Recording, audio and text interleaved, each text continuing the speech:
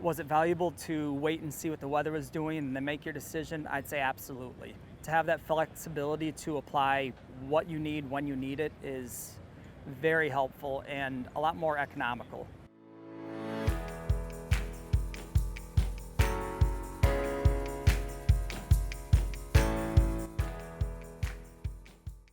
So our previous nitrogen program consisted of trying to get in fall anhydrous for the bulk of our nitrogen, followed by side dressing when we were around that V5, V6 time frame with coulters.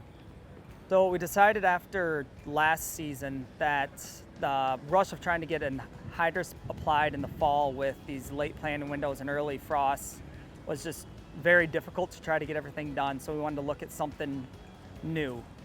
Our nitrogen program is kind of a split between some fall application, some side dressing, and this year we were fortunate enough to use the Y drops for a few rescue missions for our nitrogen program.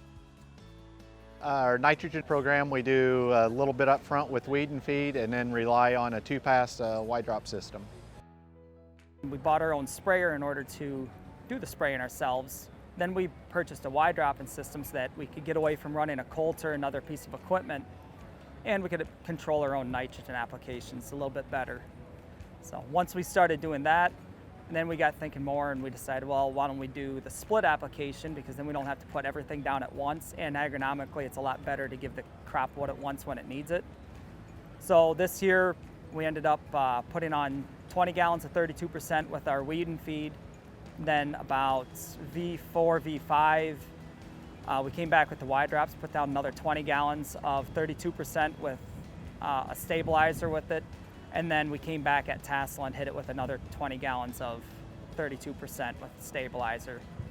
And so far we've been extremely happy. We have corn stayed green all year. We don't get those yellow spots. And with the amount of rain and moisture that we had this year, I'm really excited to see what we're gonna have for results. We had a couple of farms that weren't pattern tiled that we'd put some fall nitrogen on, anhydrous, and as the year progressed with the due to the water and the conditions, it looked like that we'd had a lot of nitrogen loss. So I didn't really want to give up on that particular crop because it was a decent stand of corn. And our local supplier in Effingham Equity had purchased a Hagie and the Y-drop kit. And we got together and decided to try and go in and spend a little more money and rescue the crop with the Y-drops.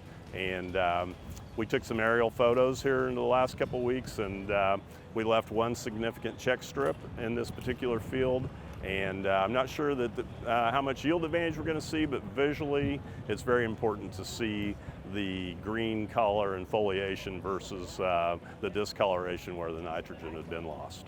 In the spring of 2019, what we noticed using the Y-drop system, when we come through with our first pass of knee-high corn, we noticed that we had drowned out spots. We had spots that the corn was just smaller.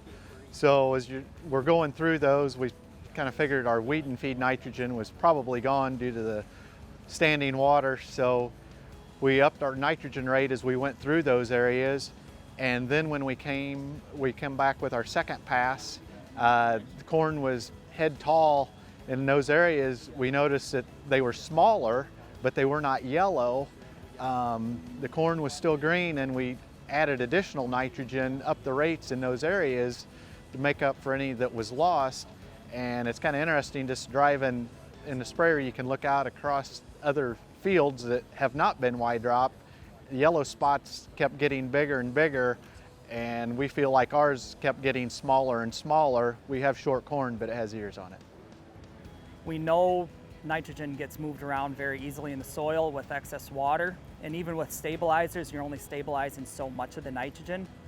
So to be able to put it on and then get a lot of rain and know, okay, well, we're not gonna wait a month to put our next dose on, we're gonna have to get it in here right now because we probably lost what we had before, made all the difference in the world to make sure that we had none of the corn was struggling or stressed out for the lack of nitrogen at least.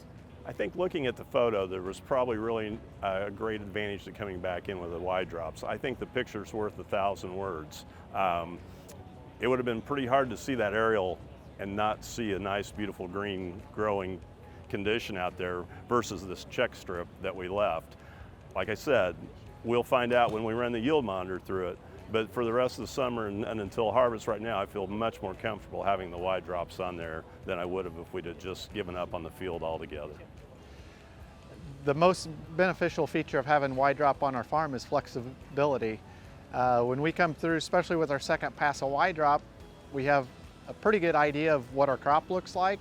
You can look at a little extended weather forecast, and if Mother Nature's not giving you any and you have the yield potential, you don't want nitrogen to be the limiting factor. If you need it, put it on.